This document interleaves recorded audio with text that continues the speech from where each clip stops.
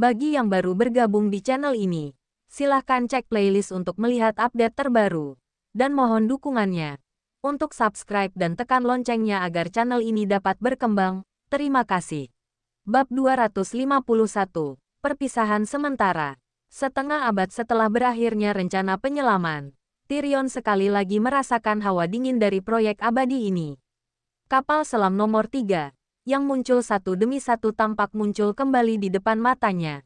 Dan bersama mereka muncul gambar-gambar prajurit yang waspada, pendeta yang hikmat, dan Ratu Es, yang diam dan berwajah dingin.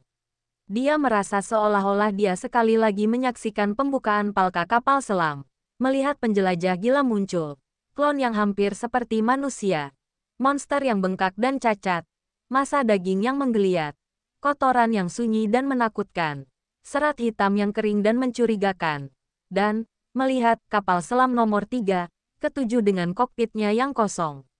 Dulu, panggung itu dijaga dengan sangat ketat. Banyak pendeta dan wali yang menjaga tempat itu, kata Tyrion sambil mengerutkan kening saat mengingat. Tapi, harus kuakui, pertanyaanmu cukup menakutkan. Duncan tidak berkata apa-apa, tetapi setelah beberapa detik, dia tiba-tiba bertanya, kapal selam nomor 3, itu, bagaimana kamu akhirnya menghadapinya?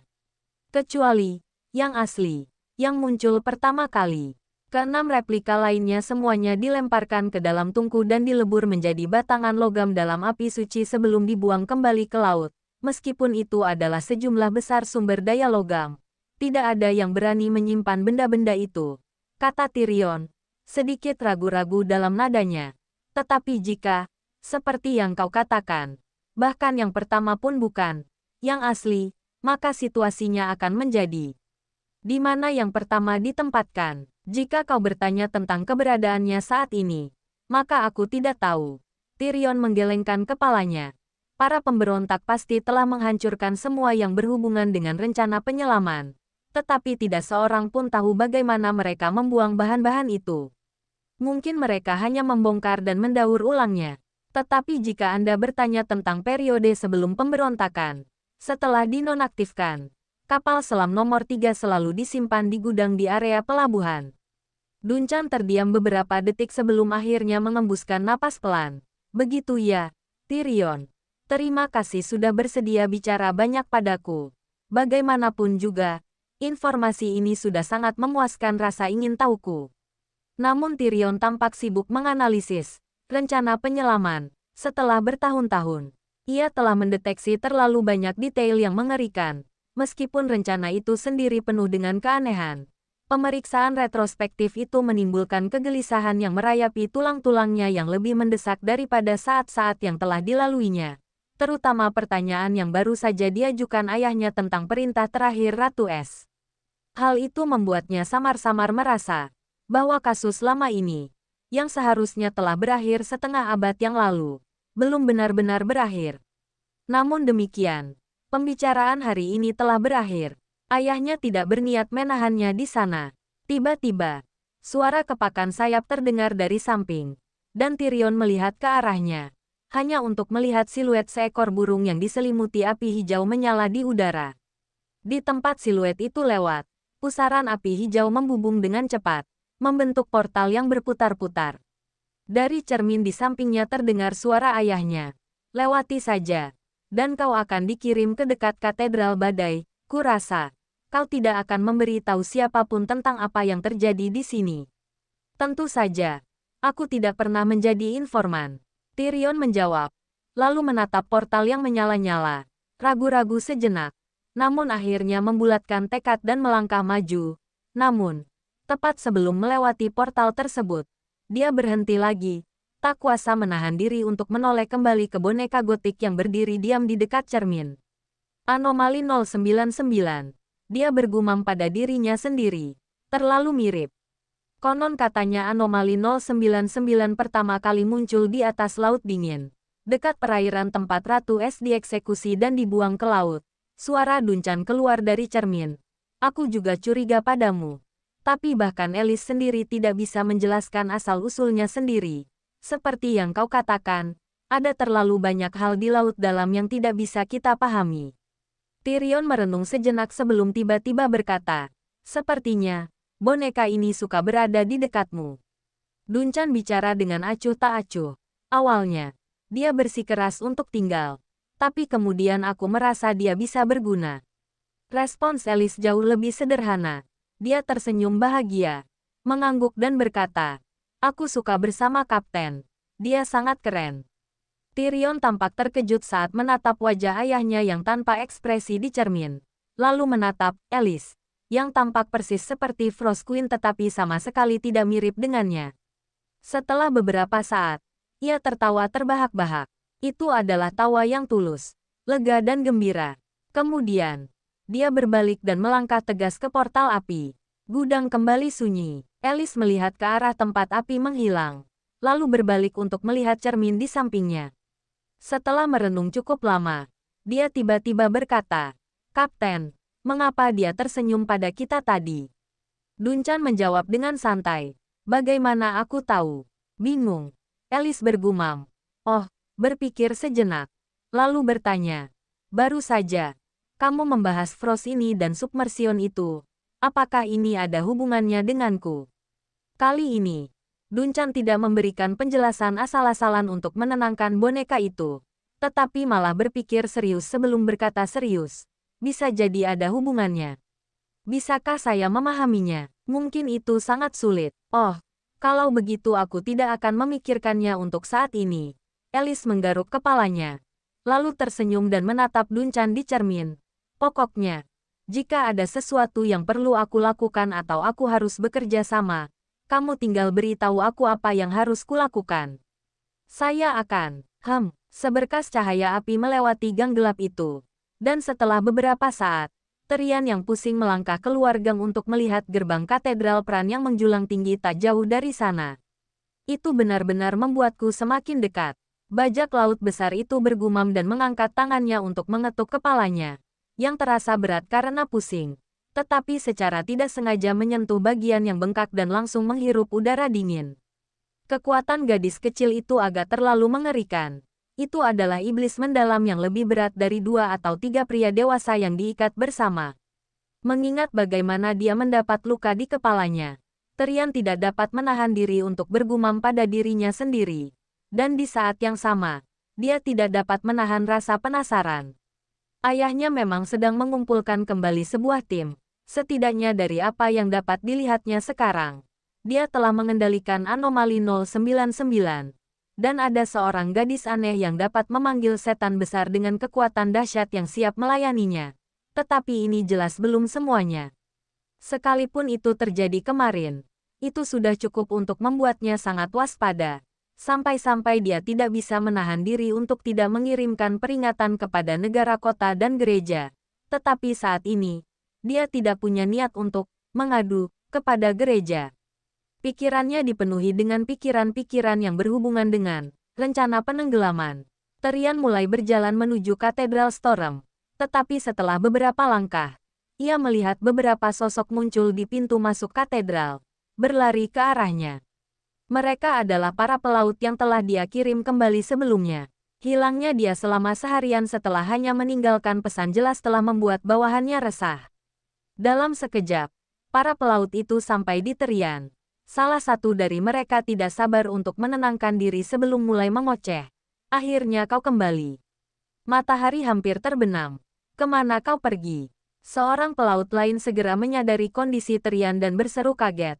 "Kapten, luka di wajahmu. Dan mengapa kepalamu bengkak begitu parah?" Tyrion tahu ia tak bisa menyembunyikan keadaannya yang acak-acakan.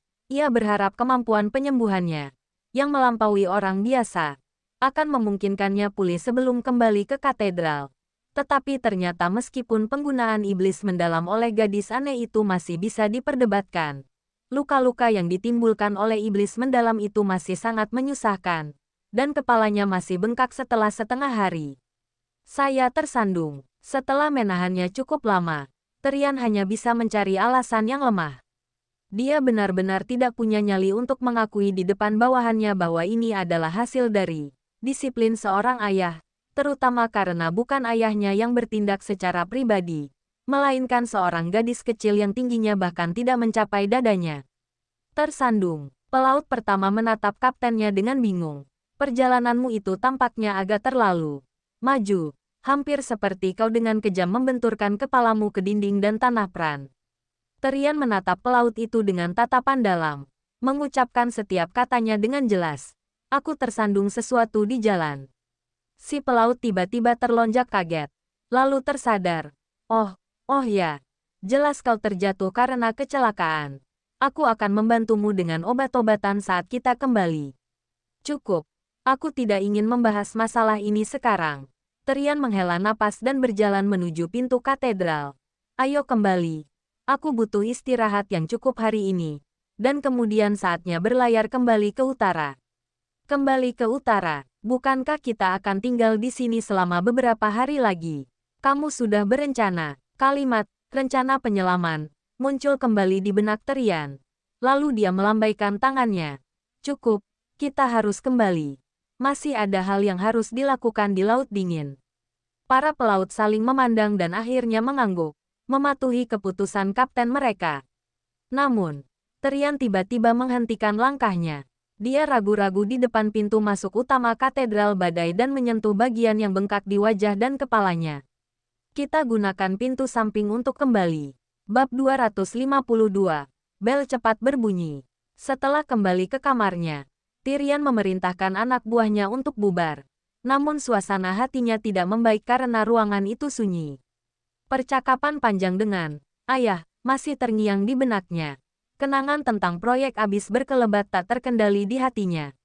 Kilasan kejadian setengah abad yang lalu sesekali melintas dalam penglihatannya. Peralatan selam yang kokoh, tebing yang selalu basah kuyup oleh hujan dingin yang terus-menerus, penjaga platform yang sunyi, pendeta yang menggumamkan doa di malam yang hujan, laboratorium pesisir yang terang benderang namun menyeramkan, dan tatapan Ratu Es, yang selalu menghadap ke laut, menyimpan semua rahasia. Tyrion menggelengkan kepalanya, tidak yakin mengapa, tetapi dia tiba-tiba teringat pada boneka yang menyebut dirinya, Alice, Aberration 099, yang sepenuhnya terbebas dari segel, bergerak bebas di dunia manusia. Penyimpangan yang terkendali, boneka yang dapat berpikir dan berkomunikasi seperti manusia, bahkan menunjukkan emosinya sendiri. Dia sangat mirip dengan Ratu Es, namun dia jelas bukan ratu itu sendiri, meskipun keberadaannya dan aktivitasnya saat ini langsung membangkitkan gagasan tentang semacam kembalinya sang ratu. Tyrion dapat merasakan bahwa di dalam boneka itu, tidak ada sedikit pun keinginan Leonora. Jika dia harus mengatakannya, Tyrion merasa bahwa Alice lebih seperti replikasi yang disempurnakan secara eksternal, namun secara internal benar-benar terdistorsi. Mirip dengan peralatan selam nomor 3, yang terus bermunculan satu demi satu. Ekspresi Tyrion tiba-tiba berubah sedikit. Merasakan hawa dingin akibat asosiasi yang muncul dalam benaknya. Ia duduk di kamarnya, menuang minuman keras untuk dirinya sendiri, dan mengandalkan kekuatan alkohol untuk menghangatkan pikirannya yang dingin dan menenangkan hatinya yang gelisah. Setelah beberapa saat, ia merasa sedikit lebih baik, lalu mengangkat kepalanya untuk melihat kotak indah di samping tempat tidur. Setelah ragu-ragu sejenak, ia meletakkan kotak itu di atas meja, membuka tutupnya, dan mengaktifkan lensa kompleks dan kristal di bagian tengah rakitan lensa. Bola kristal itu menjadi terang, memperlihatkan banyak titik cahaya yang berkelap-kelip, dengan suara yang membingungkan keluar darinya. Butuh waktu cukup lama sebelum akhirnya dia bisa melihat, di antara titik-titik yang berkelap-kelip itu, sosok Lucretia yang samar dan suaranya yang samar. Setelah 2 hingga 3 menit, suara dan gambar itu perlahan menjadi jelas. Suara saudara perempuannya mencapai telinganya. Bisakah kau mendengarku? Sekarang sudah jelas. Tyrion mengangguk. Gangguan di sana bahkan lebih parah dari sebelumnya. Apa yang ada di sekitarmu? Apakah itu sinar matahari? Kelihatannya agak aneh. Dia melihat cahaya keemasan samar berkilauan di belakang Lucretia, mengingatkan pada senja yang cemerlang mengalir melalui jendela ke sebuah ruangan.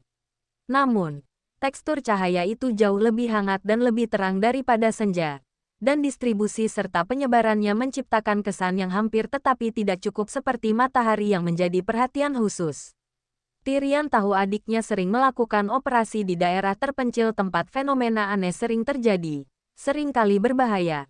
Meskipun Lucretia selalu berhasil mengubah bahaya menjadi keselamatan.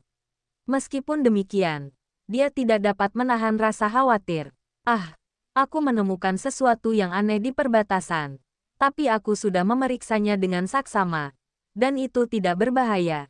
Jawab Lucretia dengan acuh tak acuh. Benda itu mungkin jatuh dari langit. Memancarkan cahaya yang sangat terang. Aku akan menggunakan Brilliant Starship untuk menyeretnya kembali untuk penelitian.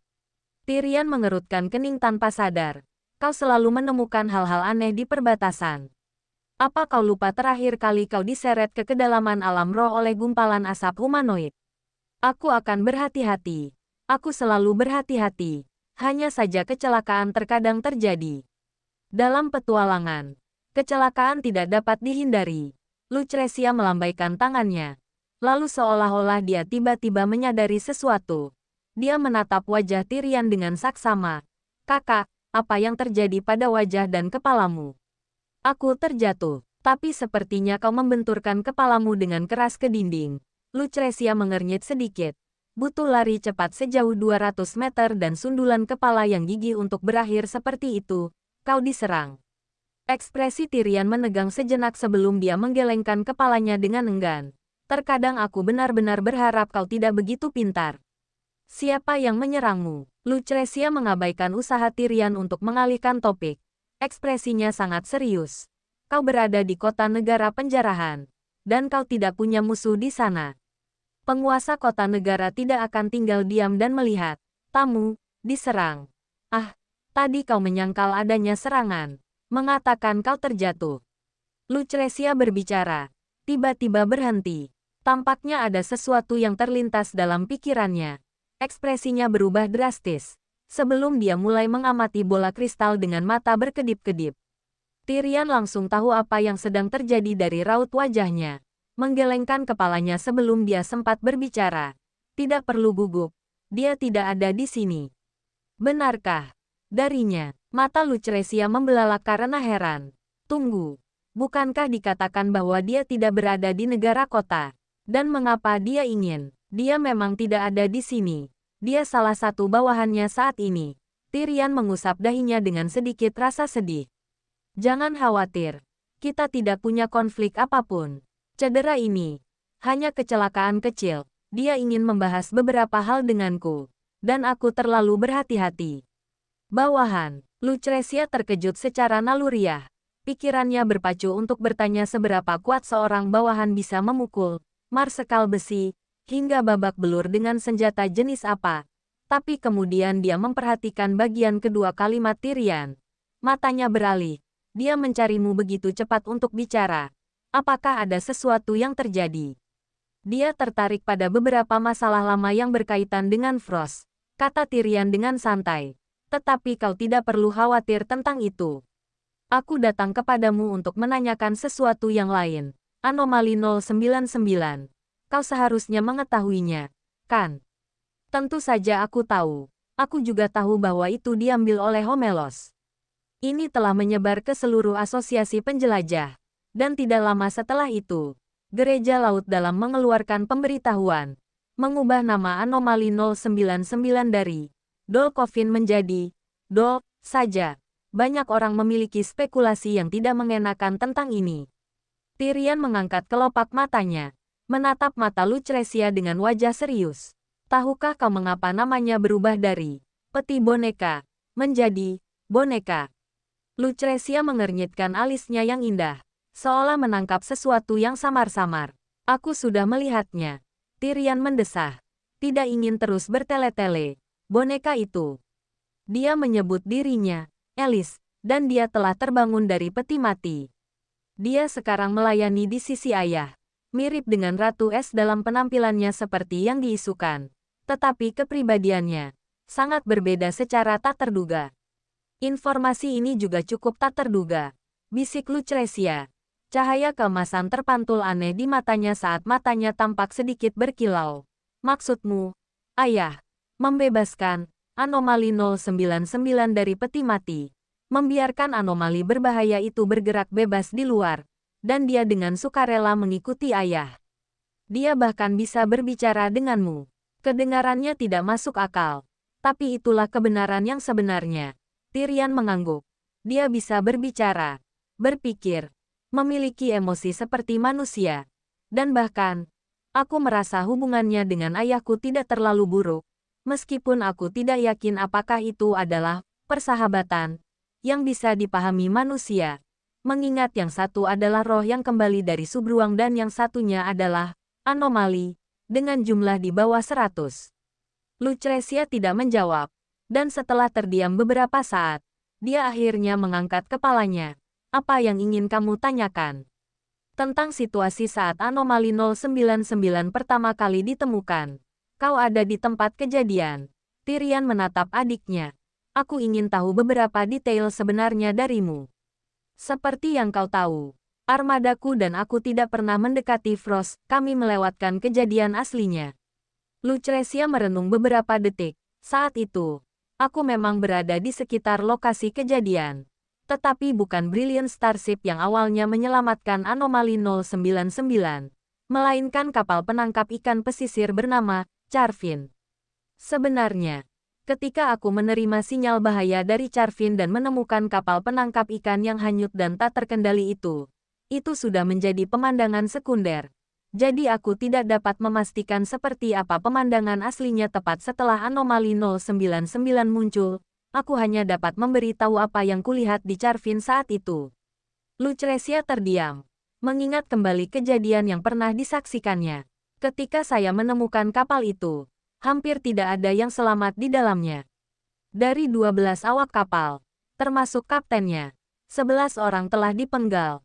Hanya menyisakan satu pelaut yang setengah gila karena ketakutan, yang menggambarkan kepada saya dengan cara yang tidak jelas tentang kotak kayu terkutuk yang mereka ambil dari laut.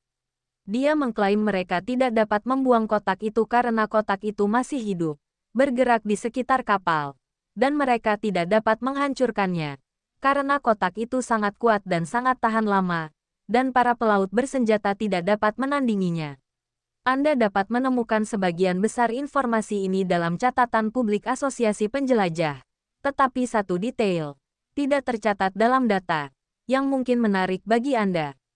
Selama setengah jam setelah anomali 099 diselamatkan, para pelaut Charvin mendengar suara retakan samar yang berasal dari kotak itu beberapa kali. Kedengarannya, seolah-olah ada sesuatu di dalamnya yang terbentuk. Suara klik pelan. Tyrion bergumam sambil mengerutkan kening. Lalu dia tampak ingin bertanya lebih lanjut. Tetapi saat dia baru saja membuka mulutnya, serangkaian bunyi lonceng yang tiba-tiba datang dari luar jendela menghentikan kata-katanya. Dia mendongak dengan bingung, mendengar bunyi lonceng yang cepat dan jelas bergema di langit yang mulai gelap. Setelah mengamatinya dengan saksama sejenak, dia bergumam dengan ragu. Itu bukan lonceng malam. Kedengarannya seperti Swift Bell. Lonceng cepat. Suara Lucrecia terdengar dari bola kristal. Aku mendengar 7 dering pendek, kalau tidak salah. Itu sinyal lonceng yang melambangkan makam raja tanpa nama, bukan? Bab 253, Kesopanan.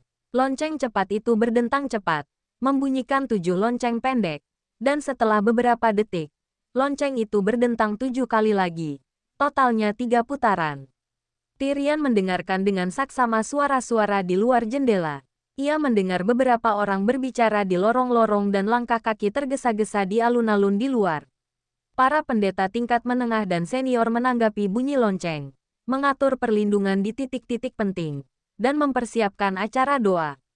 Tokoh-tokoh dengan peringkat tertinggi di katedral mungkin sudah pergi ke tempat suci rahasia, siap untuk berpartisipasi dalam pertemuan para santo. Tyrion bukanlah seorang pendeta, tetapi dia telah hidup setengah abad dan memahami aturan dengan cukup baik. Dia dapat memahami informasi penting dari frekuensi dan pengulangan bunyi lonceng. Itu adalah lonceng pemanggilan untuk mendengarkan. Itu adalah undangan ke sebuah pertemuan yang dikeluarkan langsung dari makam raja tanpa nama, dan situasinya terdengar sangat mendesak. Apakah ada anomali atau fenomena lain yang menimbulkan masalah? Apakah ini fenomena baru, atau apakah fenomena lama telah mengalami perubahan signifikan? Tanya Lucrecia sambil berpikir. Tyrion mendengarkan suara-suara di luar sebentar, lalu mengalihkan perhatiannya kembali dan menggelengkan kepalanya. Ini urusan gereja laut dalam sendiri, kita tidak perlu ikut campur. Benar. Lucrezia mengangguk sedikit, lalu menatap kakaknya. Tentang anomali 099. Apakah ada hal lain yang ingin kau tanyakan? Tyrion merenung sejenak lalu menggelengkan kepalanya. Tidak, tidak lebih. Selain itu, dengan lonceng yang berdentang cepat malam ini, katedral akan segera memasuki masa jaga. Sebaiknya kita berhenti membahas hal-hal yang berkaitan dengan anomali itu. Baiklah, aku akan kembali ke urusanku sendiri. Lucrezia segera menjawab.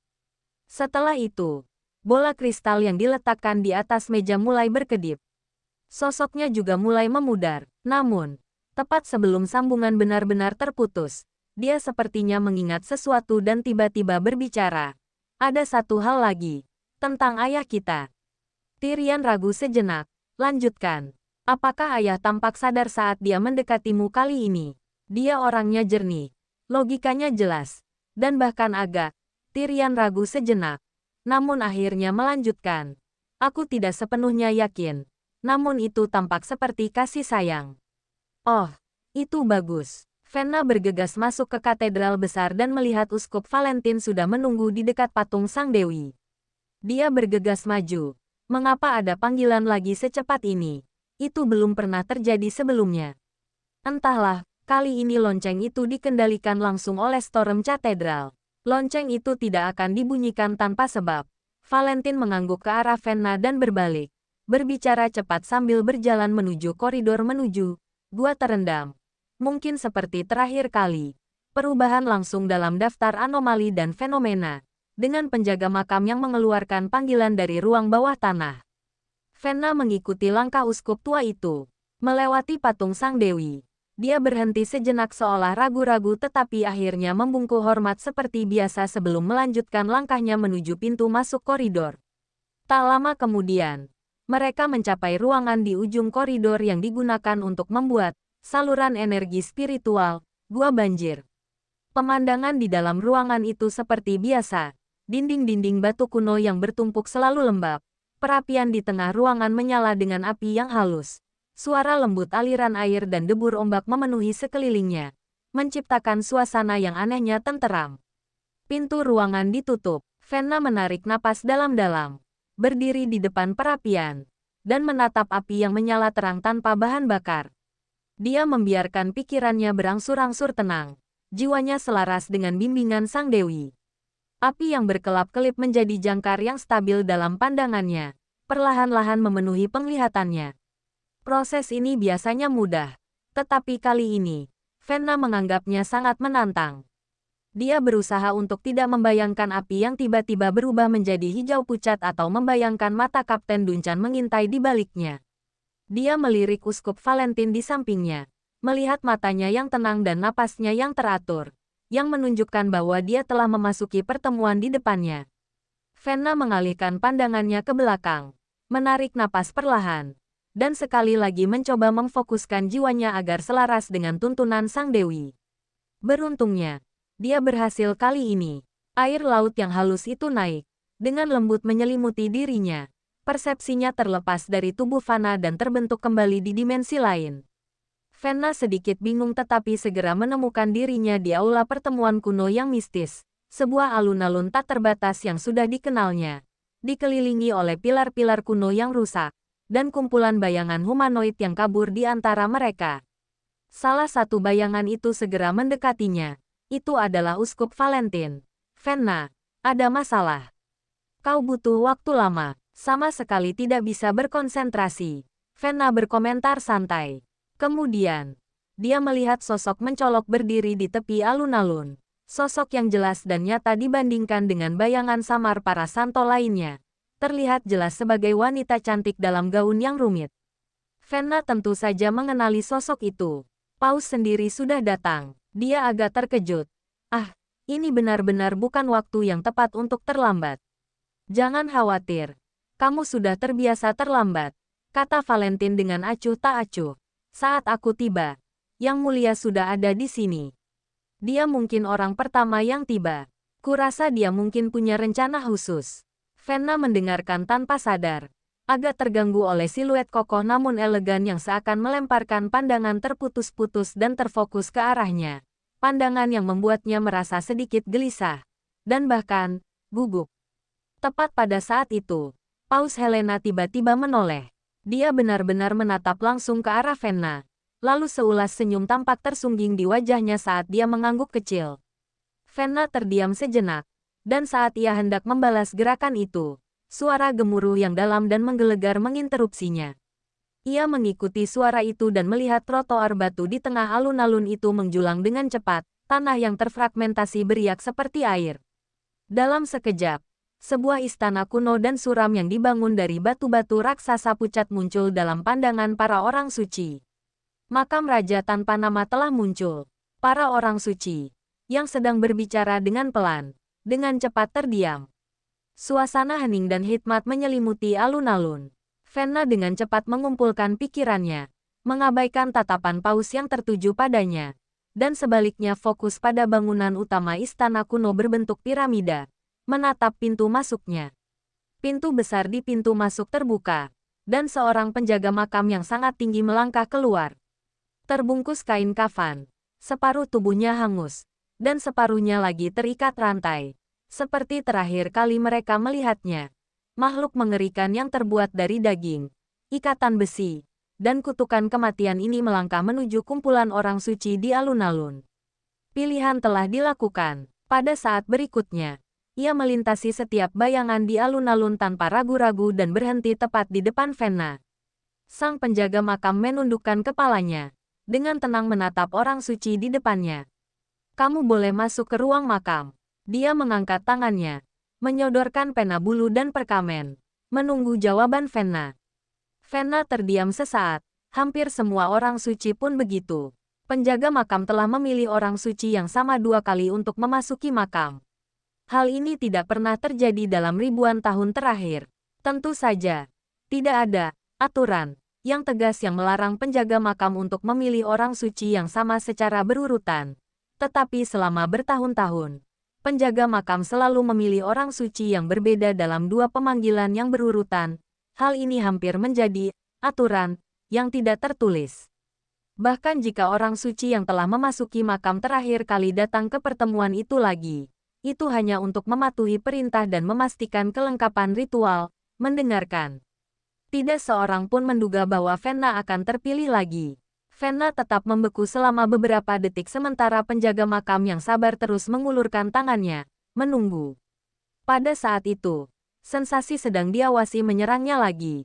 Dan tanpa sadar mengikuti perasaan itu, matanya bertemu dengan tatapan mata Paus Helena yang dalam. Fenna menjadi tegang. Sedikit merasa bersalah saat dia mengalihkan pandangannya.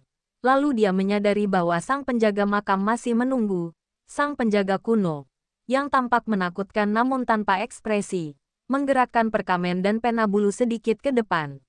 Aku lagi, Fenna bertanya secara naluriah, tetapi langsung menyesalinya. Bagaimana penjaga makam bisa menjawab pertanyaan sepele seperti itu? Namun, dia kemudian mendengar suara serak dan dalam datang dari depannya. Ya, itu kamu lagi. Fenna agak terkejut.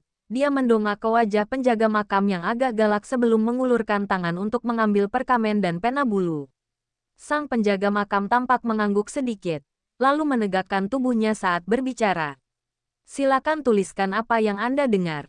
Fenna mengangguk tanpa sadar tetapi tiba-tiba merasa ada yang tidak beres. Rasanya, sang penjaga makam jauh lebih sopan dari sebelumnya. Bab 254, tak bernomor. Fenna samar-samar merasakan ada sesuatu yang salah. Dan orang-orang suci di dekatnya juga merasakan kegelisahan tertentu. Proyeksi jiwa yang redup ini secara tidak sadar menatap makhluk kuno yang terbungkus kain kafan. Wajahnya garang dan menakutkan. Dalam kesan mereka dan menurut catatan gereja laut dalam, semua deskripsi tentang penjaga makam dipenuhi dengan kata-kata seperti dingin, patuh, acuh tak acuh. Tidak pernah ada catatan yang menyebutkan bahwa dia akan menggunakan kata tolong kepada pendengar yang dipilih. Namun, Fenna tidak punya waktu untuk berpikir lebih jauh. Ia melihat bahwa penjaga makam sudah menunggunya dengan sabar. Jadi ia segera menenangkan pikirannya dan mengangguk. Baiklah. Sang penjaga makam berbalik dan menuntun Fenna menuju istana makam kuno yang megah, meninggalkan para orang suci di alun-alun untuk menyaksikan kepergian mereka. Gerbang makam yang berat itu tertutup di belakangnya, seolah-olah menutup suara-suara dari seluruh dunia. Berdiri di koridor yang dingin dan sunyi, hati Fenna perlahan-lahan menjadi tenang, sedikit demi sedikit. Ini adalah kedua kalinya dia memasuki makam ini. Dibandingkan dengan sedikit rasa gugup yang dia rasakan pada kunjungan pertamanya, dia sekarang merasa agak terbiasa. Ia tahu bahwa ia harus terus maju, melewati lorong yang dipenuhi pesan-pesan yang ditinggalkan oleh banyak pendahulu, memasuki ruang pemakaman terdalam, menemui jenazah raja yang tak disebutkan namanya. Lalu ia akan melupakan semua yang telah dilihatnya dan didengarnya, dan dikirim keluar makam. Di perkamen di tangannya akan tetap tersisa catatan-catatan yang ia catat sendiri. Rahasia yang tidak bisa dikeluarkan dari makam akan dibongkar. Hal-hal yang bisa diungkapkan ke dunia akan ditinggalkan. Dan kontaminasi yang dideritanya selama proses mendengarkan pengetahuan akan tetap aman di ruang pemakaman bersama kenangannya yang terlupakan. Fenna menenangkan jiwanya dan mulai melangkah maju. Langkah kaki yang agak berat mengikutinya. Sang hakim muda berhenti dengan heran dan menoleh ke arah penjaga makam yang mengikutinya. Dalam situasi normal, bukankah penjaga makam seharusnya pergi setelah pendengar memasuki makam? Apakah ada hal lain? Fenna tidak dapat menahan diri untuk tidak berbicara. Kata-katanya hati-hati, sepenuhnya waspada. Sang penjaga makam menundukkan pandangannya. Cahaya keruh yang memenuhi matanya yang tunggal terlihat dari balik kain kafan. Dan dari dadanya terdengar suara serak. Tidak, hanya pengawalan. Apakah kau butuh pengawalan? Sumber.com. Diperbarui pada N-Onco, S Omicron. Rasa disonansi itu muncul sekali lagi. Meskipun Fenna baru sekali memasuki makam itu dan tidak begitu mengenal semua detail yang berkaitan dengan anomali 004. Secara naluriah dia merasa bahwa perilaku penjaga makam itu agak aneh. Sangat berbeda dari yang tercatat. Namun Fenna tidak kehilangan ketenangannya. Ia terus mengingatkan dirinya sendiri bahwa ia berada di salah satu anomali kuno peringkat atas, di mana setiap detail kecil adalah masalah hidup dan mati.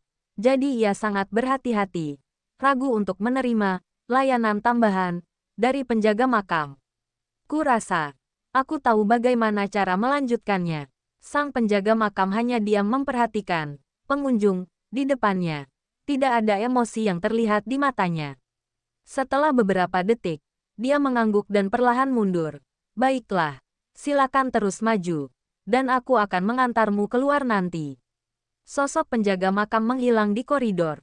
Fenna tertegun sejenak, lalu tiba-tiba menyadari bahwa pihak lain bahkan menggunakan kata, kamu, di akhir.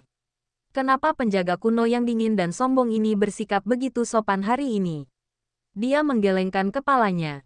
Berusaha menjernihkan pikirannya dari semua pikiran yang rumit. Khawatir bahwa ini adalah semacam gangguan mental yang disebabkan oleh anomali kuno, dan fokus pada apa yang seharusnya dia lakukan. Dia akhirnya melintasi koridor panjang dan memasuki ruang pemakaman di bagian terdalam istana. Di dalam ruang pemakaman, mayat misterius tanpa kepala itu masih duduk tegak di singgasana yang tinggi. Baskom api pucat menyala di kedua sisi. Dan di seberang tubuh raja yang tidak disebutkan namanya itu terdapat sebuah kursi, yang jelas baru saja dipindahkan ke sana. Kelopak mata Fenna berkedut. Pada saat itu, nona hakim yang serius dan disiplin itu memendam sebuah pikiran yang agak tidak masuk akal. Pada kunjungan berikutnya, apakah akan ada tambahan sepiring buah di sini? Dia berjalan menuju kursi, duduk dengan hati-hati. Lalu mengangkat kepalanya untuk melihat ke arah mayat tanpa kepala di atas singgasana. Detik berikutnya, dia membuka matanya dan mendapati dirinya berdiri di atas lapangan batu yang luas dan megah.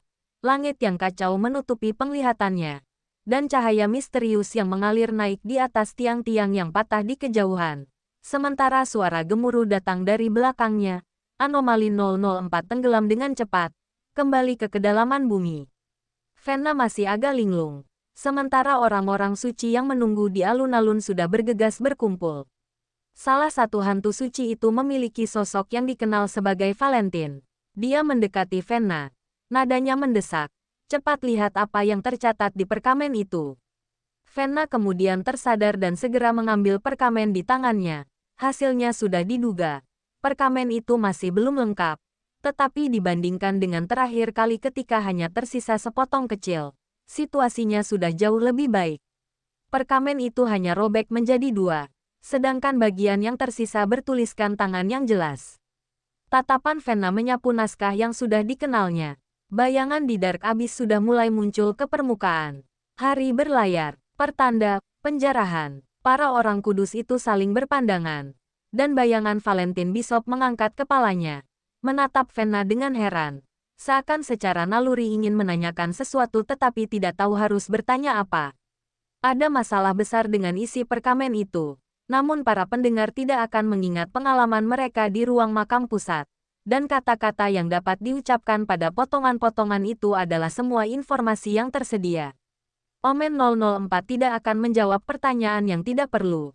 Satu-satunya jaminan adalah keakuratan dan kebenaran pesan di atas kertas. Bayangan di jurang kegelapan. Hari berlayarnya kapal.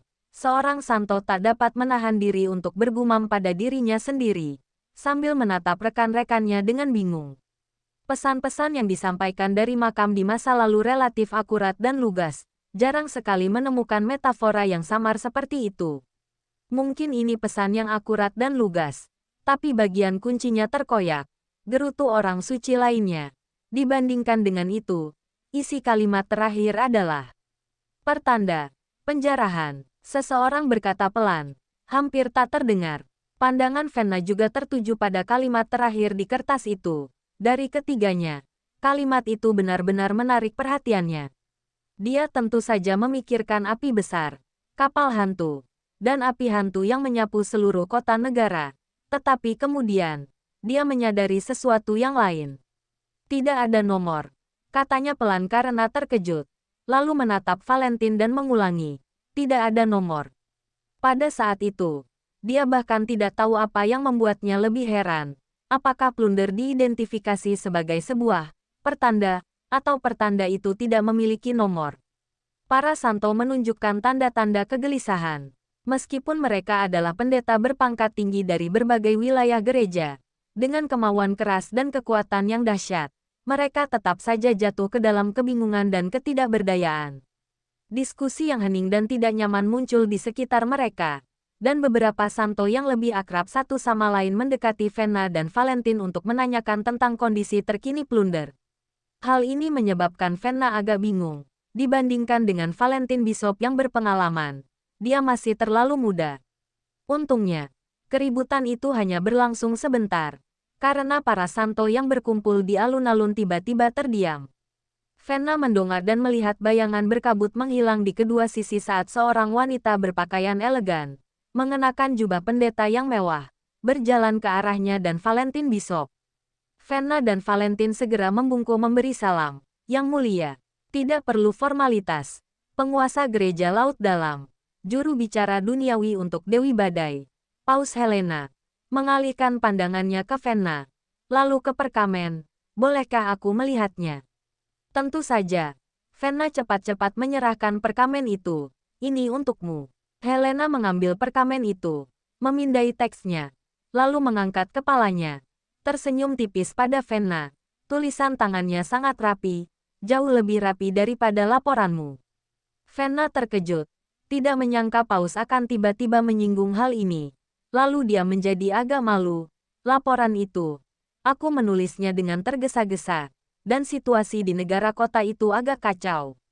Itu bisa dimengerti. Pertama kali saya menulis laporan yang panjang seperti ini, saya hampir ingin menelan pena itu, kata Helena sambil tersenyum. Jadi mesin ketik adalah penemuan yang hebat. Mengapa tidak menggunakannya? Nada bicara Fenna agak aneh. Aku sepertinya selalu merusaknya secara tidak sengaja. Dan lagi pula, aku tidak terbiasa melakukannya. Senyum Helena semakin terlihat jelas. Lalu dia mengembalikan perkamen itu kepada Fenna. Sambil berkata dengan santai, aku sudah membaca seluruh laporanmu tentang insiden polusi historis di Plunder, termasuk bagian tentang kehilangan rumah. Sejujurnya, setelah perubahan yang luar biasa seperti itu, Tidak mengherankan bahwa kota negara plunder telah menjadi semacam pertanda, meskipun proses kelahiran pertanda ini luar biasa. Dan, luar biasa, justru merupakan ciri anomali dan pertanda. Dia berbicara. Berhenti sejenak. Ekspresinya berangsur-angsur menjadi lebih serius. Hanya saja, tidak memiliki angka adalah sesuatu yang terlalu luar biasa. Bab 255. Setelah gulungan koin.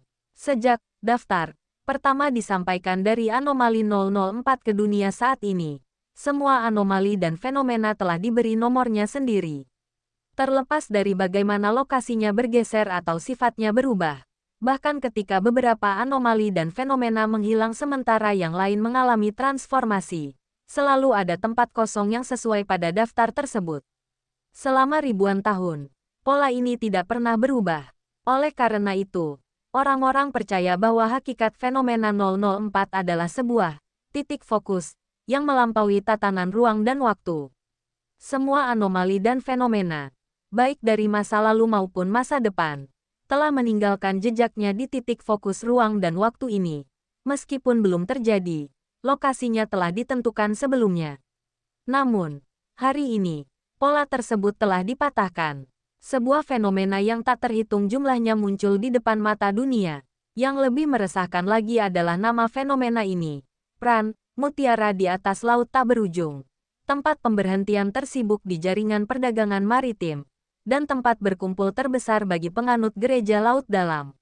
Namun, entah mengapa, Fenna selalu merasa bahwa paus laut dalam, yang berada di hadapannya dengan sikap tenang dan pendiam, tampaknya tidak menunjukkan banyak kekhawatiran. Melihat Pran menjadi fenomena hanya sedikit mengejutkannya. Tingkat kekhawatirannya terhadap Pran menjadi fenomena tampaknya bahkan lebih rendah daripada kekhawatirannya terhadap Pran yang kekurangan angka. Fenna menatap paus dengan gugup, yang sedang memikirkan sesuatu. Setelah beberapa menit yang sunyi, dia tiba-tiba mengangkat kepalanya. Sejak bencana itu, bagaimana keadaan di Pran? Ketertiban negara kota sedang dipulihkan. Semua orang yang meninggal karena pencemaran sejarah dan semua tempat yang rusak telah dipulihkan. Tentu saja, kecuali mereka yang benar-benar meninggal 11 tahun lalu. Uskup Valentin segera menjawab. Kami telah memeriksa setiap sudut negara kota, termasuk setiap saluran pembuangan, setiap pabrik, setiap mesin, bahkan setiap jaringan pipa, dan tidak menemukan jejak distorsi transendental. Negara kota berada dalam keadaan yang sangat normal. Oh, kecuali untuk masalah dengan kentang goreng, kan? Helena berkata dengan enteng. Aku melihatnya di laporan. Ekspresi Fenna agak malu. Rasanya agak aneh untuk memasukkannya ke dalam laporan. Sama sekali tidak aneh. Setelah peristiwa transendental, semua petunjuk harus dipertimbangkan dengan serius. Ekspresi Helena tetap tenang. Matanya tertuju pada Fenna. Bagaimana denganmu, Saint Fenna? Apakah kamu merasakan sesuatu yang salah? Fenna tanpa sadar menegang. Menduga bahwa Paus pasti akan menanyakan hal ini kepadanya karena dia telah menulis semuanya dalam laporan. Kecuali bagian tentang iman yang goyah. Saya, sebenarnya tidak merasakan sesuatu yang istimewa. Tidak ada kontaminasi psikis. Tidak ada distorsi mental. Uskup Valentin secara khusus melakukan beberapa pemeriksaan terhadap saya. Dan kesimpulannya adalah itu hanya kontak sederhana. Helena mengepalkan tangannya pelan, lalu meletakkannya di dagunya. Tampak sedang berpikir serius sebelum tiba-tiba berkata kepada para Saint di dekatnya. Semuanya, bubar sekarang, aku punya beberapa hal yang harus didiskusikan dengan dua Saint dari Pran. Bayangan-bayangan yang berkumpul di alun-alun. Setelah mendengar ini, tidak ragu-ragu. Mereka memberi hormat kepada Paus dan kemudian satu persatu menghilang. Dalam waktu kurang dari setengah menit, hanya Helena, Fenna, dan Valentin yang tersisa di area pertemuan besar itu. Kau tampak sedikit tegang. Gadis muda, santailah sedikit. Helena akhirnya menoleh ke Fenna setelah suasana menjadi tenang. Diawali dengan senyuman. Kau berjalan di jalan yang benar, dan persetujuan serta kebaikan Dewi terhadapmu tetap seperti biasa. Kau tidak perlu khawatir telah berhubungan dengan beberapa kekuatan berbahaya. Sebagai pembela ketertiban, Menghadapi berbagai kekuatan berbahaya adalah tugas kita, bukan? Fenna menarik napas dalam-dalam, berusaha menjaga suaranya setenang mungkin. Memang, seperti yang kau katakan. Helena mengangguk. Tatapannya beralih ke Uskup Valentin. Saya melihat klaim yang Anda sebutkan dalam laporan, bahwa Kapten Duncan, yang terkenal itu telah mendapatkan kembali kewarasan dan kemanusiaannya, dan komunikasi mungkin bisa dilakukan. Tepatnya, itu bukan sekadar kemungkinan. Kami sudah mulai menjalin komunikasi, meskipun itu tidak direncanakan. Valentin mengangguk sedikit, berbicara dengan serius. Entah mengapa, kapten kapal hantu itu sangat khawatir dengan situasi di Pran dan telah memilih Fenna sebagai titik kontak. Tetapi sejauh ini, dia belum menunjukkan permusuhan apapun terhadap dunia beradab. Api dari Homelos pernah membakar seluruh kota negara. Helena segera bertanya lebih lanjut. Valentin mengangguk lagi. Ya, api itu mengusir kontaminasi sejarah yang diciptakan oleh para bidat dan mengembalikan negara kota ke keadaan sebelum kontaminasi. Bisa juga dikatakan bahwa api telah mencemari seluruh kota negara dan mencemarinya hingga menjadi keadaan yang belum pernah terkontaminasi. Helena menatap mata Valentin, berbicara dengan nada yang tenang. Dalam hal ini, garis antara tercemar dan tidak terkontaminasi telah menjadi sangat kabur. Valentin tanpa sadar bertukar pandang dengan Fenna di sisinya. Kemudian, mereka terus mendengar suara Helena. Ini mungkin alasan mengapa Pran menjadi sebuah fenomena. Perkamen itu tidak menyebutkan ciri-ciri khusus dari fenomena baru ini, tetapi kita dapat dengan berani menggambarkannya. Fenomena Pran, sebuah kota yang seluruhnya dilalap api subruang. Kekuatan Duncan abnormal mengubah fenomena ini menjadi sesuatu yang menyerupai kenormalan. Perubahannya adalah ia telah mengubah perubahannya sendiri. Seluruh negara kota beroperasi seolah-olah tidak pernah tercemar. Dengan satu-satunya kebenaran yang ditinggalkan oleh kerusakan adalah bahwa kerusakan itu memang ada. Helena berhenti sejenak dan diam mengamati kedua orang suci di hadapannya. Sebuah koin dilempar ke udara, berputar sekali, dan mendarat dengan kepala menghadap ke atas. Fenna membuka mulutnya seolah hendak bicara, namun kemudian melihat Paus melambaikan tangannya pelan, menghentikan niat Fenna. Tapi tidak ada yang salah dengan itu, Saint Fenna. Dibandingkan dengan bentuk-bentuk yang terpelintir di sebagian besar dunia kita, koin yang tetap berakhir dengan kepala menghadap ke atas setelah diputar, apa bedanya? Helena berkata dengan acuh tak acuh. Setidaknya, Pran masih ada. Entah koin itu diputar sekali atau berkali-kali. Itu seharusnya tidak menjadi perhatian kita manusia. Entah mengapa, Fenna selalu merasa bahwa ada makna yang lebih dalam yang tersembunyi di balik kata-kata Paus. Tetapi dia belum bisa memahaminya. Dia hanya mengerutkan kening. Tetapi bagaimana kita harus mengumumkan berita ini? Dan bagaimana kita menjelaskan kepada orang-orang bahwa mereka hidup dalam fenomena besar, dan tetap mempertahankan kenormalan mereka setelah mengetahui fakta ini. Fakta mengejutkan yang lahir dari perubahan drastis tidak boleh diungkapkan atau disiarkan di saat dampaknya masih terasa. Saat kapasitas penerimaan masyarakat masih paling kuat, Helena berkata dengan muram. Warga Pran belum sepenuhnya pulih dari dampak bencana. Mereka juga belum sepenuhnya kembali ke rutinitas harian yang damai. Jadi, mari kita umumkan saja seperti biasa. Namun, berhati-hatilah dengan bimbingannya. Buatlah orang-orang memahami keunikan penting dari fenomena ini. Tidak semua fenomena berbahaya. Ingatlah selalu, dunia kita masih ditopang oleh pencerahan fenomena 001.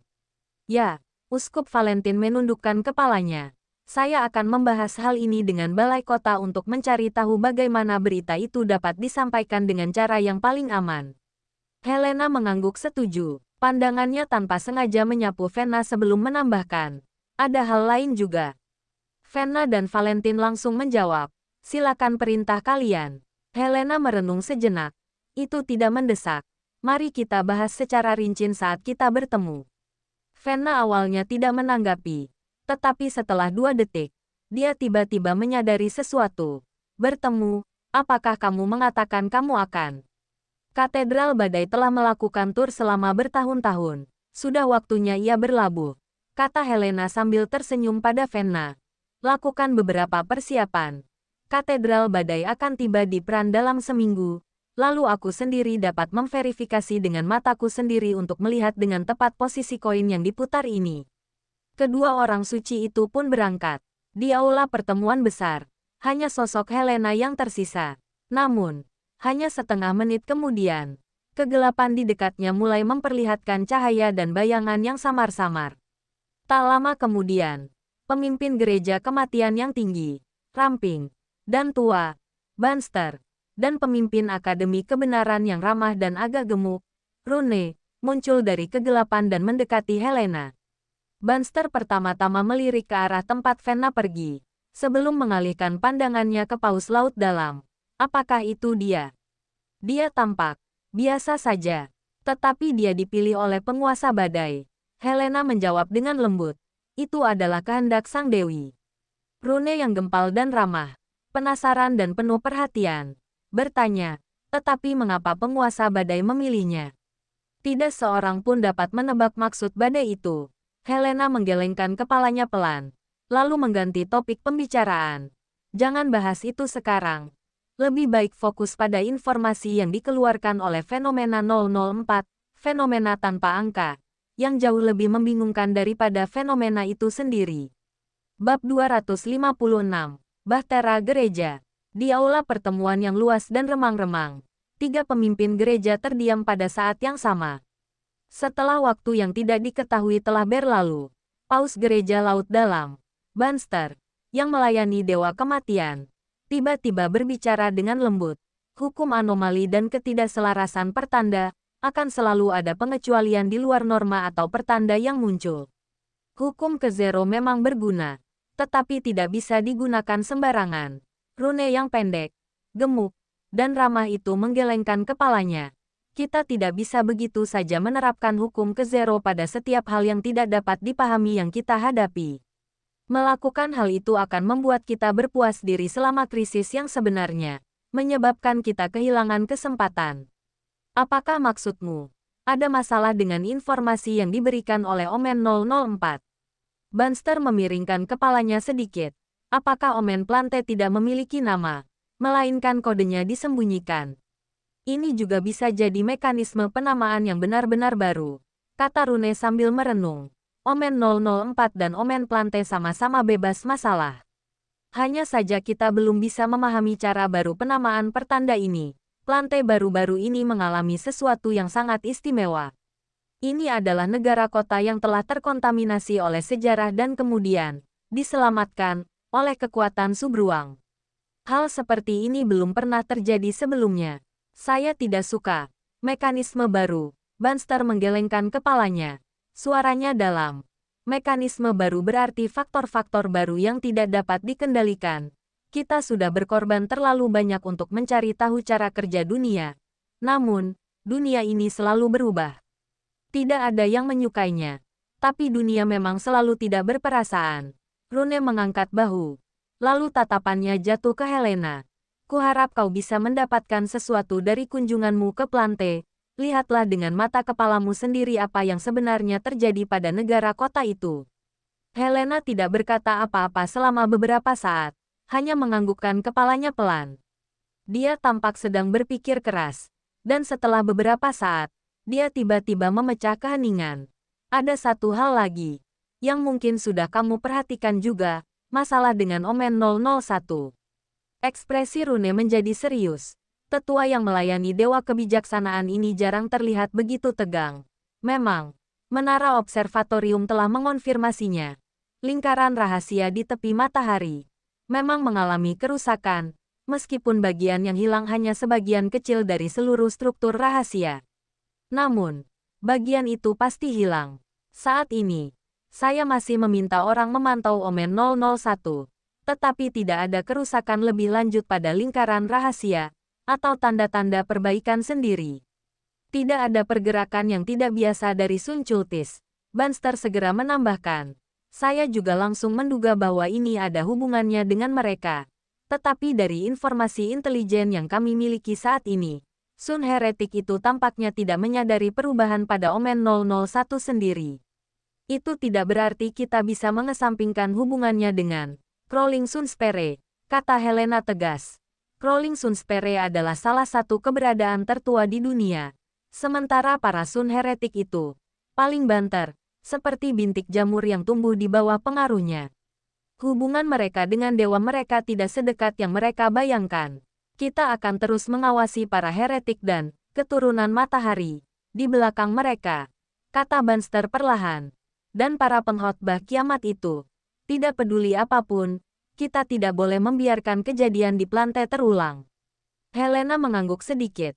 Lalu dalam kegelapan, dia melihat kerlipan cahaya dan bayangan. Sosok kedua paus perlahan memudar, larut dalam ketiadaan. Dia menoleh, melirik ke tempat di mana makam raja tanpa nama telah tenggelam. Lalu sosoknya pun berangsur-angsur menghilang di dalam aula pertemuan. Detik berikutnya, Helena membuka matanya di dunia nyata. Dia melangkah keluar dari ruang rahasia, dan dua orang pelayan menghampirinya. Helena melambaikan tangannya, memberi isyarat kepada para pelayan untuk pergi. Lalu dia sendiri berjalan melalui koridor panjang, menuju ke atas bahtera gereja. Sebuah katedral megah berlayar melalui hamparan laut tak berujung yang luas dan redup. Katedral itu memiliki 3 puncak menara dan menara-menara tinggi serta menara lonceng yang menjulang ke langit. Ujungnya tersembunyi dalam kabut. Sementara bagian bawahnya terdiri dari baju besi berat, jaringan pipa besar, dan struktur mekanis kokoh yang menghubungkan ke area dek. Sebuah kapal bahtera raksasa, sebagian benteng baja, sebagian katedral suci. Inilah markas besar gereja laut dalam, katedral badai, yang berlayar di laut tak berujung. Helena berjalan keluar dari biara yang dihiasi relief suci dan melangkah ke balkon di atas, diam-diam mengamati karya teknik monumental di bawahnya. Katedral itu sebenarnya cukup baru. Sebenarnya, baru 35 tahun berlalu sejak selesainya lambung kapal, dan bangunan atasnya baru selesai 20 tahun yang lalu. Para sarjana dari Akademi Kebenaran telah membantu merancang sistem propulsi yang sangat besar dan mekanisme kontrol yang rumit, yang, setidaknya untuk saat ini, beroperasi dengan lancar. Sebelum selesainya Church Arch ini, Storm Cathedral berukuran jauh lebih kecil dan memiliki durasi pelayaran yang jauh lebih pendek di laut tak berujung. Dewi Badai tidak keberatan para pengikutnya mencari bantuan dari agama lain untuk membangun kuilnya. Tidak ada satupun dari keempat dewa yang keberatan dengan hal tersebut. Padahal, keempat dewa itu sama sekali tidak peduli dengan apapun yang terjadi di dunia fana. Helena menarik napas dalam-dalam dan menatap kabut tipis yang menyelimuti bahtera gereja. Kabut yang pekat dan kegelapan yang tak menentu di lautan di sekitarnya menunjukkan bahwa seluruh bahtera saat ini berlayar di celah antara realitas dan alam roh. Di lokasi ini, sebagian besar kapal biasa yang berlayar di laut tak berujung tidak dapat mendeteksi keberadaan katedral badai. Setelah beberapa saat terdiam di belai angin dingin, Helena mengulurkan tangan dan mengambil sepotong kayu yang telah diukir dengan tangan membentuk gelombang. Dia diam-diam menyebut nama Dewi Badai Gomona dan melemparkan jimat gelombang yang diukir dari kayu napas laut, jauh ke dalam lautan. Keimanan orang percaya yang khawatir itu mulai goyah. Gumam Helena dalam hati sambil memperhatikan arah jatuhnya amulet itu ke dalam air. Tetapi tampaknya sisi manusianya belum tertutupi, dia masih manusia. Ombaknya bergelombang lembut seakan bisikan lembut bercampur dengan suara ombak. Helena mendengarkan dengan penuh perhatian untuk waktu yang lama, lalu mengangguk sedikit. Begitukah? Aku mengerti. Jimat kayu nafas laut terombang-ambing di permukaan air selama beberapa lama sebelum akhirnya diam-diam tenggelam ke kedalaman laut tak berujung. Pran. Di dalam toko barang antik, sinar matahari pagi tepat sasaran. Sinarnya yang cemerlang mengalir melalui jendela toko yang baru dibersihkan, memancarkan cahaya keemasan halus pada rak-rak yang disusun berjenjang dan membuat barang-barang antik palsu tampak hampir asli. Nina menyenandungkan lagu yang ceria, dengan gembira memoles barang dagangan di rak-rak dan sesekali mengintip figur-figur di dekat meja kasir. Alice dan Sherry sedang duduk di sana. Alisnya berkerut saat mereka memegang setumpuk kartu huruf. Sementara Ago bersembunyi dalam bayangan di samping meja kasir, mencengkeram pensil dengan cakarnya, mencoba menghafal daftar kata-kata. Nina menganggapnya pemandangan yang menakjubkan. Dia masih tidak dapat memahami bagaimana Ago bisa memegang pensil dengan tangannya. Setelah hampir tertidur untuk ketiga kalinya, Sherry menguap lebar dan dengan ceroboh melemparkan kartu-kartu suratnya ke atas meja, sambil menatap ke arah temannya yang tengah fokus. Alice, apa kamu tidak lelah? Tidak lelah. Alice mengangkat kepalanya dan menjawab dengan patuh. Aku tidak tahu seperti apa rasanya. Lelah, aku hanya tidur ketika waktunya tidur. Aku benar-benar penasaran bagaimana rasanya menjadi boneka yang penuh perasaan. Gumam Sherry. Lalu dengan hati-hati melihat sekeliling. Tampak seperti pencuri saat dia mengintip ke atas. Dan berbisik, "Hei, mengapa Tuan Duncan tidak turun hari ini? Dan dia tampak sibuk ketika aku melihatnya pagi ini." Alice menyingkirkan kartu huruf yang baru saja dihafalnya dan mengambil yang lain. Membersihkannya untuk memulai lagi. Lalu menjawab dengan acuh tak acuh. Dia sedang merenungkan rahasia laut dalam. Memikirkan rahasia laut dalam. Sherry berhenti sejenak. Apa maksudmu? Aku tidak tahu. Dia bilang begitu. Alice menggelengkan kepalanya sedikit. Kenapa kau tidak bertanya saja padanya? Dia mungkin akan senang mengajarimu beberapa hal. Sherry hendak berbicara ketika tiba-tiba dia mendengar suara Agou yang panik dan ketakutan dari balik bayangan di dekat meja kasir. Kalau kau hendak mengadili kematian, jangan menyeretku ke dalamnya. Aku tidak bilang akan bertanya. Sherry melotot ke arah asal suara itu. Aku bahkan belum. Ucapannya terhenti karena bunyi bel pintu yang nyaring. Sosok Agou langsung menghilang. Sementara Alice yang sudah terlatih dengan baik, hanya meletakkan kartu-kartu suratnya ke samping dan melihat ke arah pintu. Selamat datang. Ada yang bisa saya bantu? Ah, Tuan Morris. Pengunjung pertama itu memang Morris, sarjana tua itu. Mengenakan mantel musim dingin berwarna gelap dengan topi tebal dari kain felt. Menenteng sesuatu yang tampak seperti buku tua yang tebal di bawah lengannya. Setelah masuk, ia menyapa Alice dan Sherry di meja kasir, lalu menoleh ke arah Nina, yang sedang merapikan rak-rak di dekatnya. Apakah Tan Duncan ada di sini? Dia ada di atas. Nina mengangguk, menatap pria tua itu dengan rasa ingin tahu. Apakah Anda membutuhkannya untuk sesuatu? Kurasa aku sudah menemukan asal-muasal simbol itu, kata Morris gembira, sambil mengangkat buku tua yang dibawanya. Sungguh luar biasa. Simbol itu muncul dalam dokumen tentang kerajaan kereta kuno dan sama sekali tidak mencolok. Bab 257, Simbol Misterius. Saat Nina hendak berlari ke lantai 2 untuk menyapa, Duncan muncul di puncak tangga. Dia mendengar suara itu datang dari bawah. Tuan Duncan. Maurice menaiki tangga, menatap ke arah Kapten, yang sedang menunduk. Saya menemukan simbol yang Anda tunjukkan kepada saya dalam dokumen tentang kerajaan kereta kuno. Setidaknya sangat mirip. Duncan memperhatikan sedikit kemerahan di mata Maurice dan kelopak matanya yang sedikit bengkak. Jelas, sarjana tua itu sudah berusaha keras untuk mendapatkan informasi ini. Namun matanya berbinar karena kegembiraan. Semangatnya sangat terangkat. Ini adalah jenis vitalitas yang hanya datang saat seseorang tenggelam dalam penelitian dan akhirnya mencapai sesuatu. Duncan melirik Nina dan Alice serta yang lainnya di lantai bawah. Lalu mengangguk sedikit, kalian semua jaga toko. Lalu dia menatap Maurice, kemarilah untuk bicara. Sang penatua, sambil memegang erat buku besar itu, melangkah ke tangga kayu antik yang berderit dan mengikuti Duncan ke kamar tidur utama di lantai 2. Ini adalah pertama kalinya dia memasuki tempat ini. Untuk tempat tinggal seorang subspes Shadow, kamar tidurnya agak sederhana. Tetapi mengingat kegemaran khusus Tuan Duncan untuk berperan sebagai manusia biasa, kesederhanaan ini tampak agak normal. Maurice dengan hati-hati mengendalikan pergerakannya, memuaskan keingintahuannya tanpa terlibat dalam hal-hal yang tidak perlu. Sementara Duncan menarik 2 kursi dan memberi isyarat kepada lelaki yang lebih tua itu untuk meletakkan buku besar itu di atas meja di dekat jendela. Ceritakan padaku tentang temuanmu, kata Duncan setelah duduk. Apa yang dilambangkan oleh simbol itu? Mengenai artinya, aku masih belum tahu saat ini. Aku baru saja menemukan sumbernya yang paling mungkin. Maurice menenangkan diri dan membuka dokumen yang tampak berharga itu ke halaman yang ditandai dengan penanda buku. Apakah kau melihat tempat ini? Di sini, Duncan sedikit mengernyit. Ia melihat sebuah gambar.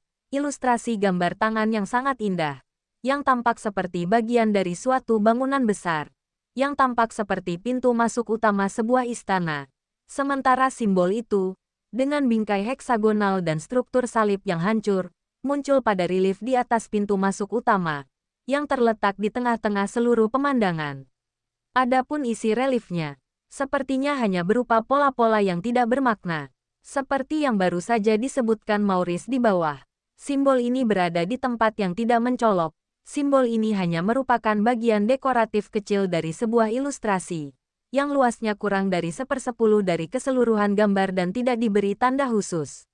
Sungguh luar biasa bagi Maurice untuk menemukan buku ini di antara tumpukan dokumen dan menemukan sudut seperti itu di dalamnya. Saya samar-samar mengingatnya. Mungkin sudah melihatnya sejak lama sekali.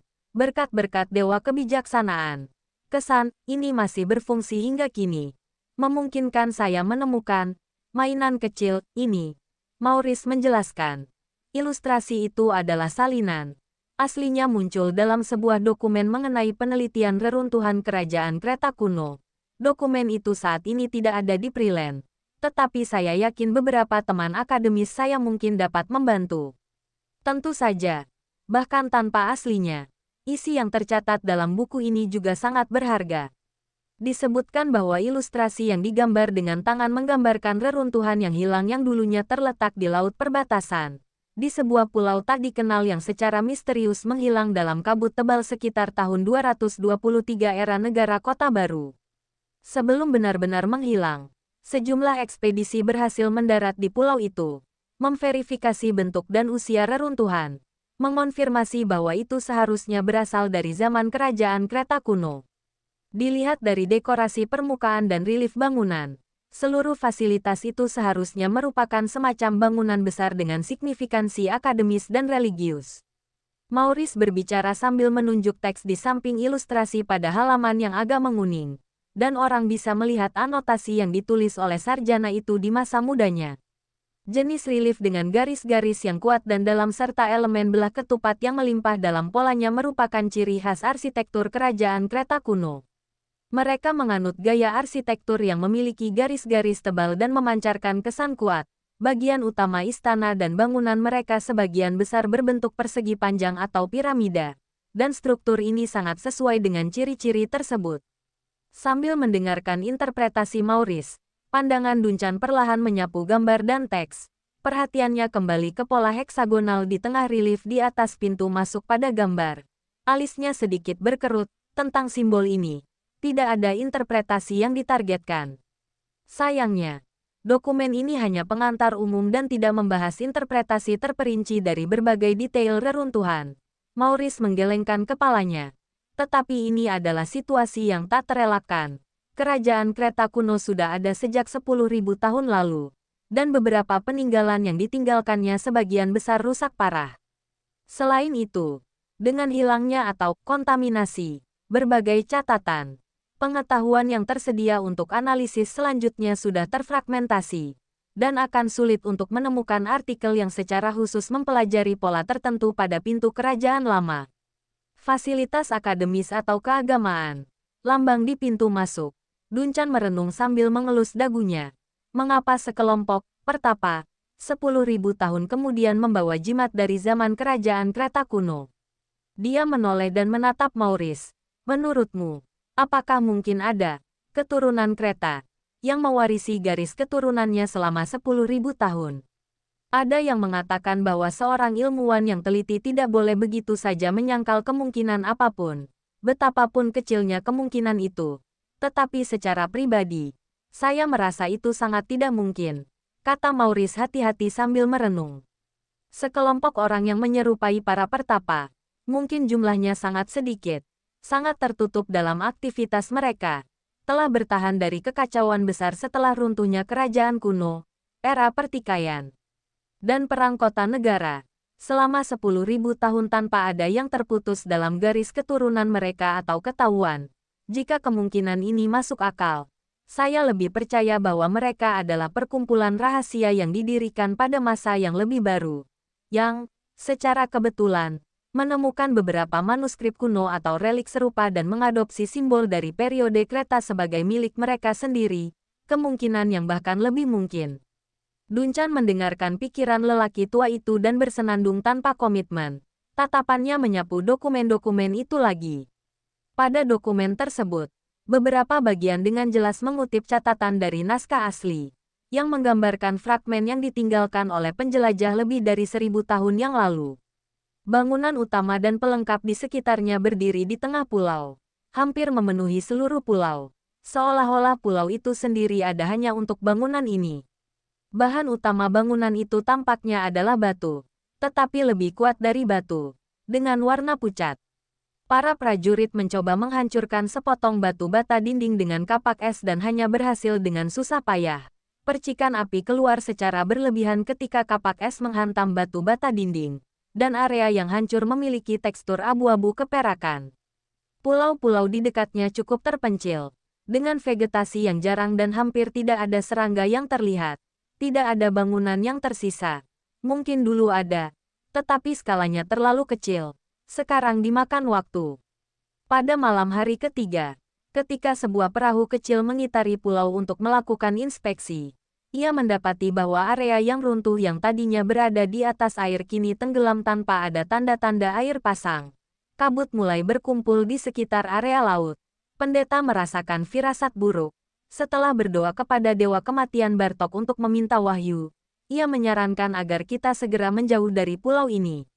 Dunchan langsung menuju ke akhir kutipan ini dan melihat bagaimana penulis naskah mencatat. Setelah tim penjelajah mundur, pada hari ketujuh kabut tebal menghilang. Tim lain tiba di dekat wilayah laut, tetapi tidak dapat lagi menemukan pulau tanpa nama itu. Dunchan tak dapat menahan rasa penyesalan. Tertelan kabut tebal. Ya. Desahnya pelan. Kedengarannya seperti akibat runtuhnya perbatasan. Memang kelihatannya begitu, tapi saat itu belum ada teknologi navigasi sigil yang matang, juga sarana observasi yang memadai, dan beberapa fenomena anomali termasuk runtuhnya perbatasan dan fog devouring dapat dengan mudah disalahartikan. Memakan kabut, Dunchan mengenang sejenak sebelum menemukan pengetahuan yang sesuai di benaknya. Dia telah rajin menyegarkan pengetahuannya tentang area ini melalui buku-buku akhir-akhir ini. Jika itu benar-benar fenomena memakan kabut, maka pulau ini mungkin akan muncul kembali sebentar dalam kabut tebal serupa di masa depan. Tetapi tampaknya tidak ada catatan seperti itu yang diturunkan. Memang benar, tetapi ada kemungkinan catatan terkait telah tersebar dan hilang. Dunchan bersenandung. Jari-jarinya tanpa sadar mengusap ilustrasi itu. Di atas tanda silang kecil yang patah di atasnya. Ilustrasi ini, tidak mungkin si tukang fotokopi mengambil kebebasan kreatif, kan? Tanyanya tiba-tiba, merasa tidak yakin. Saya rasa tidak. Maurice langsung menjawab. Ini adalah dokumen yang sangat teliti. Ilustrator dan penyusun naskah asli keduanya adalah otoritas ilmiah yang dikenal karena ketelitiannya. Ketika meninggalkan catatan ini, mereka lebih suka membiarkan bagian yang tidak jelas tetap utuh untuk generasi mendatang daripada membuat penyesuaian tambahan tanpa bukti. Atau dengan kata lain, bahkan jika mereka memang melakukan penyesuaian, mereka pasti akan menyebutkan situasi yang sesuai dalam catatan. Benar-benar dapat diverifikasi. Dunchan bergumam sambil berpikir. Bab 258. Hadiah Kapten Dunchan. Dalam dokumen tebal yang dibawa Maurice, hanya sebagian kecil yang dihubungkan dengan simbol misterius itu, dan simbol itu hanyalah bagian yang tidak mencolok dari bagian itu. Penulis dokumen itu tidak mencurahkan satu goresan pun untuk menafsirkan simbol atau pola relief di sekitarnya. Dunchan dan Maurice hanya dapat menganalisisnya melalui rincian yang disajikan dalam ilustrasi manuskrip. Secara tentatif mengidentifikasi salib yang hancur dikelilingi garis heksagonal sebagai simbol keagamaan atau lambang ilmiah dari zaman kerajaan kuno. Dunchan perlahan menutup buku tebal itu. Dari sudut pandang rasional, Maurice yakin bahwa para pertapa yang mengunjungi Homelos seabad lalu tidak mungkin merupakan keturunan kerajaan Kreta kuno. Sekelompok pertapa yang mewariskan tradisi selama 10.000 tahun di era laut dalam yang kacau dan berbahaya hampir mustahil. Dari sudut pandang ilmiah yang ketat, ia tidak dapat dengan tergesa-gesa membuat asumsi ini tanpa bukti lebih lanjut. Namun Dunchan masih secara intuitif percaya bahwa para pertapa itu pasti memiliki hubungan yang mendalam dengan kerajaan Kreta kuno. Mereka memiliki lambang misterius itu dan menganggapnya sangat penting, yang menunjukkan bahwa mereka tahu maknanya. Tentu saja, terlepas dari asumsi, tanpa bukti, semuanya hanya omong kosong. Pada tahap ini, kecuali para pertapa itu muncul di hadapan Duncan lagi, tidak seorang pun akan mampu mengungkap asal-usul mereka. Berapa banyak peninggalan kereta yang terawat baik yang telah ditemukan dan masih ada di dunia? Duncan tiba-tiba mendongak dan bertanya. Sangat sedikit peninggalan yang ditemukan. Anda dapat menghitungnya dengan satu tangan. Mengenai yang terpelihara dengan baik, kata Morris, itu tergantung pada standar, terpelihara dengan baik. Bagi para peneliti kerajaan kuno, menemukan sebuah lubang yang dipastikan terkait dengan kereta, selusin meter batu bata dinding yang terhubung, atau bahkan hanya beberapa pintu batu yang jatuh ke tanah, semuanya akan dianggap terpelihara dengan baik. Mendengar ini, sarjana tua itu tidak dapat menahan diri untuk tidak mendesah pelan. Dalam keadaan normal, relik-relik di wilayah negara kota tidak mungkin bertahan. Kami berusaha sebaik mungkin untuk meninggalkan dokumentasi tekstual dan visual, mencatat setiap detail sebanyak mungkin, lalu mengumpulkan relik-relik yang dapat dianalisis ke fasilitas penelitian. Dan akhirnya, relik-relik itu sendiri diratakan, dikubur, dan menjadi bagian dari kota. Duncan merenung sejenak, bergumam pada dirinya sendiri. Tanah sama berharganya dengan emas. Morris mengangguk. Kita mempelajari sejarah, melestarikan sejarah, dan berusaha mengingat hal-hal masa lalu seiring berjalannya waktu.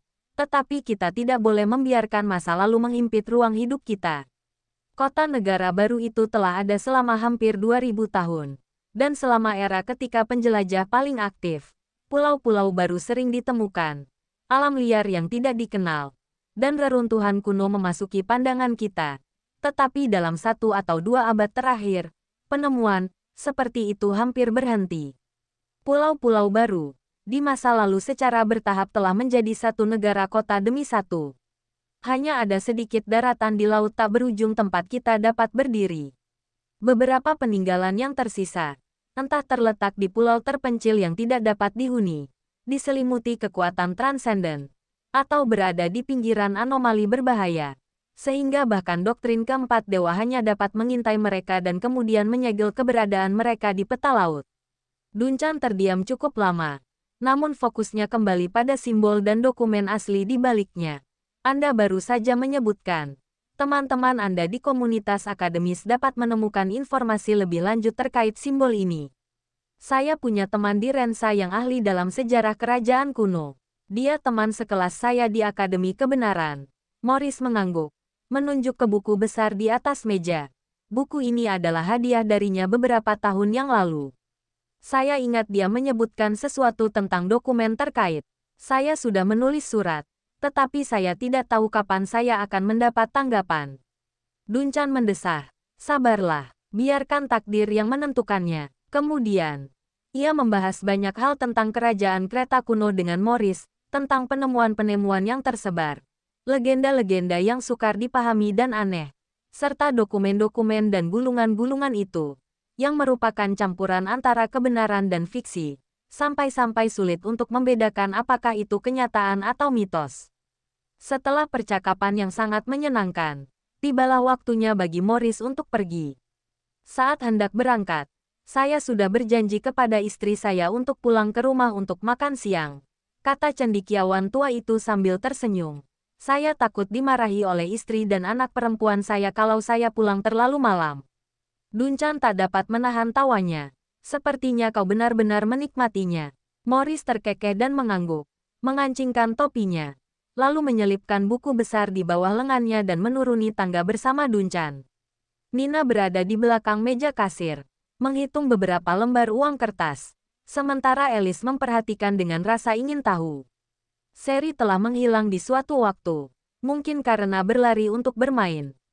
Ketika Duncan turun dari tangga, Nina dengan sabar menjelaskan pengetahuan tentang moneter kepada Alice, yang tidak memiliki akal sehat. Lihat, yang ini dengan sudut emas adalah sola, ini nominalnya. Koin-koin ini adalah peso, angka di bagian depannya adalah nilainya. Jangan digigit, ini kotor. Sepertinya bisnis sedang bagus hari ini. Dunchan melirik tangan Nina dan mengangkat alisnya sedikit. Biasanya tidak seperti ini. Ya, aku tidak tahu kenapa. Tapi bisnis hari ini berjalan sangat baik. Nina dengan gembira melambaikan uang kertas itu ke arah Dunchan. Sepertinya ada hubungannya dengan Alice. Dunchan terkejut saat mendengarnya. Ada hubungannya dengan Alice. Seorang wanita tua menyebutkannya saat dia pergi tadi, kata Nina sambil tersenyum. Dia bilang toko itu terlihat lebih autentik sekarang karena ada karyawan seperti nona muda di sana. Dunchan, dia diam-diam menatap ke arah Alice, yang tampak bingung saat balas menatapnya. Akan tetapi, boneka nona tidak tahu apa yang sedang terjadi. Dia masih berusaha keras mengingat seperti apa bentuk uang kertas dan belajar cara menghitung uang. Aku tidak pernah menyangka Alice akan memiliki efek seperti ini di sini. Dunchan merenung setelah beberapa saat dan kemudian tiba-tiba menoleh ke Morris. Apakah kamu ingin membawa sesuatu pulang bersamamu? Ah, Morris terkejut. Aku tidak berencana untuk melakukannya saat aku pergi. Tidak dipungut biaya. Ini sebagai tanda terima kasih atas penelitianmu yang tekun. Dunchan tersenyum, melangkah ke meja kasir, dan meraih kerak untuk mengambil liontin kristal, sama dengan yang diberikannya kepada Morris sebagai hadiah cuma-cuma sebelumnya, karena ia telah membeli sekotak liontin ini. Aku ingat kau bilang liontin putrimu rusak. Aku akan memberikan yang ini padamu. Morris menatap liontin di tangan Dunchan. Menatap kristal indah yang melambangkan industri modern yang bergoyang lembut di udara. Permukaannya memantulkan cahaya yang menyilaukan. Tetapi hal pertama yang terlintas di benaknya adalah pengalaman luar biasa yang disebutkan Heidi saat dia kembali. Kejernihan di tengah kehancuran negara kota.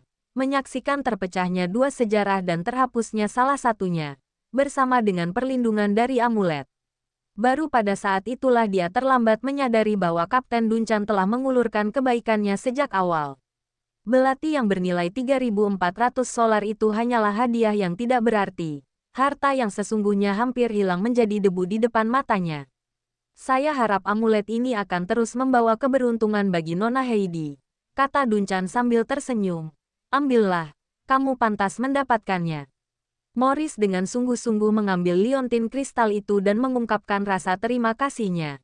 Tetapi Dunchan tampaknya telah memikirkan hal lain.